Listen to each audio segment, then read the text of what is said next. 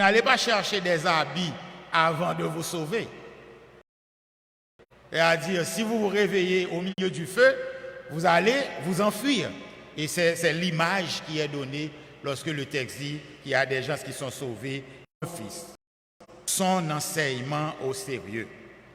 Si Dieu s'attendait à une réaction aussi positive à la loi transmise par les anges, qui sont des serviteurs, à quelle réaction s'attend-il par rapport à l'évangile transmis par Jésus le Fils? Ne négligez pas un si grand salut. Le danger, selon MacDonald, subsiste toujours de s'éloigner de la personne de Christ et de retourner à une religion d'image. Fin de citation. La loi déclare aux hommes ce qu'ils doivent faire. L'Évangile leur annonce ce que Dieu a fait. Par la loi vient la connaissance du péché, par l'Évangile vient la connaissance du salut. Et en termes de conclusion, l'auteur exhorte ses lecteurs à croire en Jésus-Christ pour 3 raisons. À cause de qui il est, à cause de la certitude du jugement pour ceux qui le rejettent, et enfin, parce que la véracité de sa parole a été confirmée de diverses manières. Jésus a offert un grand salut. Cependant, pour offrir ce grand salut, Jésus est devenu homme plus bas que les anges. Il a dû subir les atrocités de la croix et expérimenter la mort physique. Comment pouvait-on dire qu'il était supérieur aux anges en qualité de médiateur?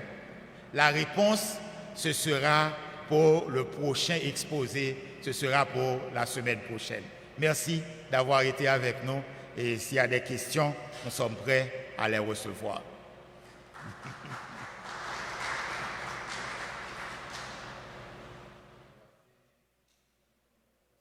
Docteur Jacques-Louis pour ce brillant exposé sur le livre des Hébreux. Et vous a traité le chapitre 1er jusqu'au verset 4 et chapitre 2 jusqu'au verset 4. Donc, dernièrement, nous avons vu que Christ est supérieur aux prophètes et aujourd'hui, il a montré dans un luxe de détails que Christ est supérieur aux anges. Donc, et cela paraît un peu paradoxal lorsque nous... alors cela m'amène à formuler la première question à Pasteur Louis. Et lorsque nous disons que Christ est supérieur aux prophètes, Christ est supérieur aux anges, et sûrement plus devant nous allons voir qu'il est supérieur à d'autres personnages. Yeah. Et supérieur cela, à Moïse, disons supérieur à tout. Il est le prototokos. Exactement, et vous me supplantez, n'est-ce pas? Et quand vous dites que Christ est supérieur à tout, si Christ est supérieur à tout, pourquoi doit-on faire ce distinguo et particulier supérieur aux anges, supérieur aux prophètes, supérieur, etc., etc. Donc pourquoi cette distinction singulière et particulière? D'accord. Alors je vais rappeler que normalement, lorsqu'il s'agit d'une épître, une épître est un document de circonstance. Et pourquoi nous parlons de document de circonstance? C'est parce qu'en général, il y a un problème qui est posé et l'auteur est en train de chercher à résoudre ce problème. Et le problème, c'était un problème qui concernait en particulier les Juifs. Les Juifs, ils étaient habitués avec le ministère des anges, ils étaient habitués avec le ministère des prophètes, ils étaient habitués au ministère des sacrificateurs. Si l'auteur écrivait à un auditoire païen, il n'aurait même pas besoin de faire ces considérations. Mais puisqu'il écrivait à un auditoire juif qui était habitué, parce que c'est Dieu qui avait donné la loi aux Juifs. Et maintenant, vous êtes en train de leur dire qu'il faut embrasser le christianisme et rejeter le judaïsme. Il faut leur donner tous les arguments possibles. Donc, c'est pour convaincre les Juifs que Jésus-Christ est le meilleur choix, que Jésus-Christ, c'est celui dont dans l'Ancien Testament parlait, dont les prophètes parlaient, dont l'Écriture parlait. C'est surtout pour convaincre les Juifs qu'il prend tout le temps de non seulement mentionner la supériorité de Jésus sur les prophètes, et nous avons recommencé avec la supériorité de Jésus sur les anges, et il va venir plus tard avec la supériorité de Jésus sur Moïse, sur Aaron, disons surtout. Alors, cela m'amène à peut-être à me questionner lorsque nous faisons cette distinction, supériorité de Christ sur les prophètes, sur les anges, sur Aaron, sur Moïse, et lorsque Bouddha, Allah et les autres n'étaient pas encore présentés. Maintenant, est-ce que dans un temps un peu plus loin, nous allons également à étudier Christ supérieur à peut-être aux autres prophètes qui se prononcent aujourd'hui et qui émergent aujourd'hui. Ok. Disons que Hébreux chapitre 1, verset 1 à 3, pratiquement résout ce problème. Parce que le texte est en train de dire que Jésus s'est révélé dans le Fils. Et c'est pourquoi nous avions pris le temps de dire que Dieu s'est révélé dans le Fils. Et dans le sens que c'est pourquoi nous avons pris le temps de dire que non seulement Jésus c'est l'apogée, c'est le sommet de la révélation. Il enseigne la parole de Dieu, mais il est aussi la parole. L'apôtre Jean le dit. Au commencement était la parole et la parole était Dieu et la parole était avec Dieu. En fait, tout ce qui a été créé par la parole.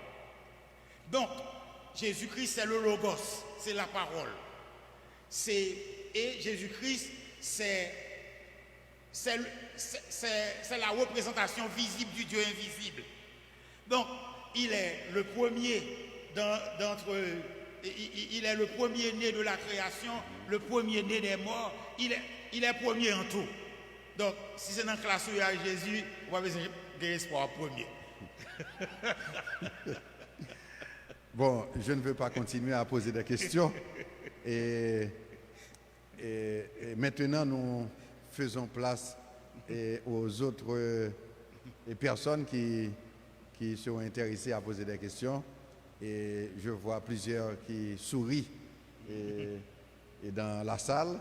Et sûrement, nous les attendons pour continuer à poser des questions. Est-ce que vous avez d'autres questions pour le docteur Jacques-Louis se déroulant sur l'étude de l'Épître aux Hébreux?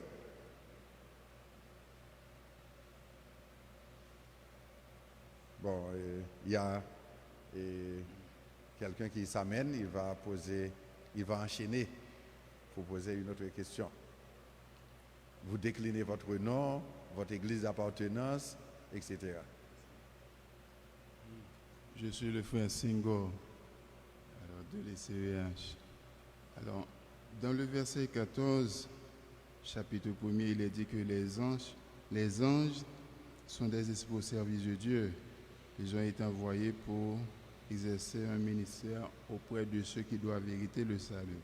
Maintenant, pour les anges qui sont des serviteurs de Dieu, est-ce que c'est tous les anges qui sont au service de Dieu, à savoir les bons et les mauvais? Et quand il est dit que Jésus avait dit à Satan, tu adoreras le Seigneur ton Dieu et tu le serviras lui seul. Est-ce que les mauvais esprits, les anges déchus, sont également des serviteurs de Dieu? Et en tant que, puisqu'il exerce un ministère auprès des chrétiens, ceux qui doivent hériter le salut, est-ce qu'il y a vraiment une relation entre ces anges et le chrétien? Est-ce qu'il y a une relation? Une relation. Oui. Ok, d'accord. Merci. Normalement, et dans le texte, dans ce verset 14 du chapitre 1, où il est dit, ne sont-ils pas des esprits au service de Dieu, envoyés pour exercer un ministère en faveur de ceux qui doivent hériter du salut, je peux dire sans risque de me tromper qu'il s'agit ici des bons anges. Les anges qui sont au service de Dieu. Et vous aviez souligné, bien entendu, qu'il y a les mauvais anges avec Satan.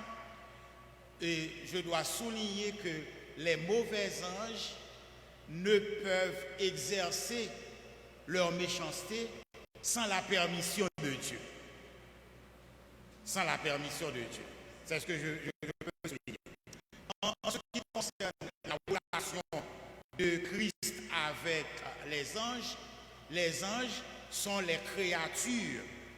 Ce sont les créatures de Dieu, ce sont les serviteurs de Dieu, ce sont, disons que, les messagers de Dieu, c'est-à-dire il les utilise pour accomplir toutes les missions nécessaires. Et ceci, il les utilise même pour nous protéger, vous et moi. Et quelquefois, des gens peuvent voir des soldats, des policiers avec nous alors que nous sommes seuls. C'est que Dieu a délégué des anges pour nous protéger sans même que nous les voyions. Donc, c'est à peu près ce que je peux répondre à la question qui m'a été posée. Alors, je rappelle aux auditeurs et aux fidèles internautes qui nous suivent sur la page Facebook de Radio Sentinelle. Et vous pouvez continuer à poser vos questions et maintenant, ou bien vous pouvez appeler au 37 10 74 74, 37 10 74 74, 28 13 54 45 et le 34 46 71 44. Donc si vous avez des questions, n'hésitez pas à les poser ou bien maintenant ou bien plus tard. Et cette même conférence, cette même étude va être rediffusée ce soir à compter de 9h. Vous pouvez encore suivre et poser vos questions. Y a-t-il d'autres questions? Est-ce qu'il n'y a pas de questions? Non. D'accord. Et nous remercions Pasteur Jacques-Louis pour le brillant exposé et nous demandons à l'assistant de l'applaudir à nouveau.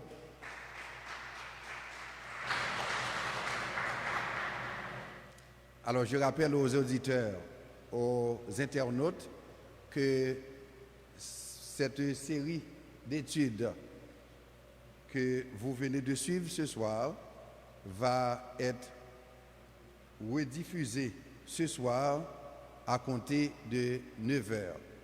Et vous pouvez encore poser des questions. Le pasteur Jacques-Louis sera toujours disponible.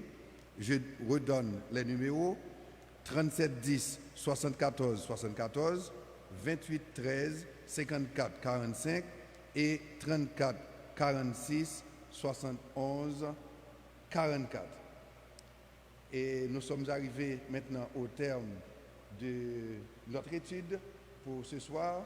Nous allons vous inviter à chanter avec nous et au numéro 256, c'est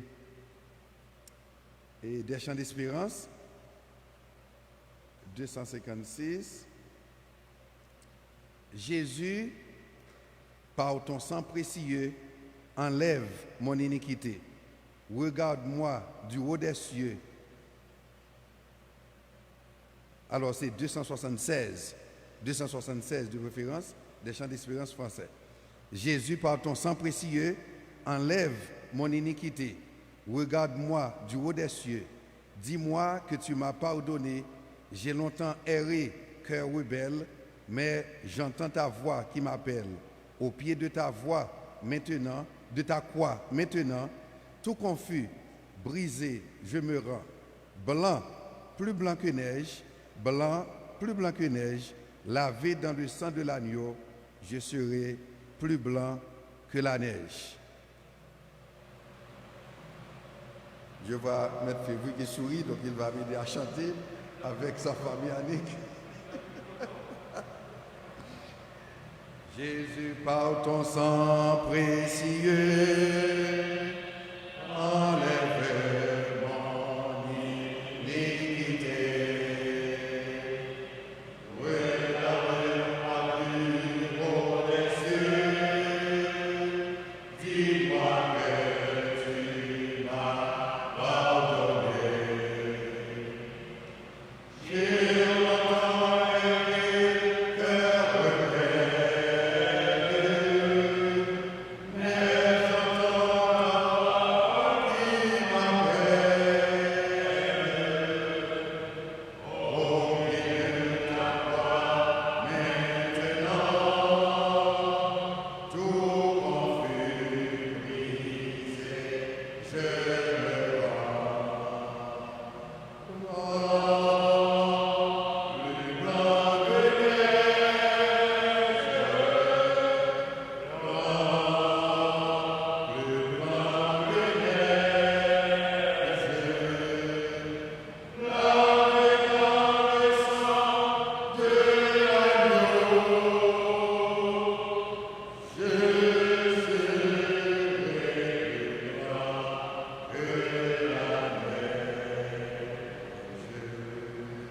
Merci. Nous demandons à Dr Février de venir pour la prière finale et la bénédiction.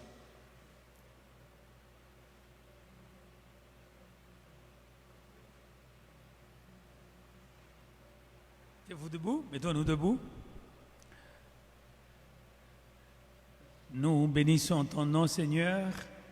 Nous te remercions de ce que tu nous as accordé le privilège, en dépit des grandes difficultés du moment, de nous réunir ici à ton Église en présentiel pour suivre cette étude sur le livre des Hébreux. Merci pour l'intelligence accordée à notre pasteur pour, comme enseignant, dispenser ce savoir à nous tous et à ceux qui nous écoutent aussi de loin. Nous te remercions pour les nombreux auditeurs qui nous suivent depuis l'étranger, notamment le fervent auditeur et le pasteur Métellus, qui nous écoute, Joël Métellus à Chicago. Nous te remercions pour tous ceux qui, à travers le monde, nous écoutent, nous voient et ont peut-être des questions. Eh bien, Seigneur, nous te prions que la prochaine fois, ils puissent avoir le temps nécessaire d'envoyer leurs questions auxquelles le docteur Jacques-Louis répondra. Merci pour ce moment. Merci pour ce moment de rafraîchissement spirituel, car il est toujours bon d'être plongé dans ta parole, comme David l'a dit, heureux l'homme ou la femme qui trouve son plaisir dans la loi de l'Éternel et qui la médite jour et nuit. Reste avec nous, Seigneur, alors que nous allons reprendre le chemin du retour. Permets que ceux qui n'ont pas eu le temps de suivre cette étude maintenant, ils puissent encore l'écouter ce soir à 9h, car nous te prions au nom de Jésus qui est notre Sauveur. Amen. Que l'Éternel nous bénisse et que l'Éternel nous garde, que l'Éternel nous fortifie, que l'Éternel tourne ses regards vers nous, qu'il nous accorde sa grâce et qu'il nous donne la paix dès maintenant et à jamais. Amen.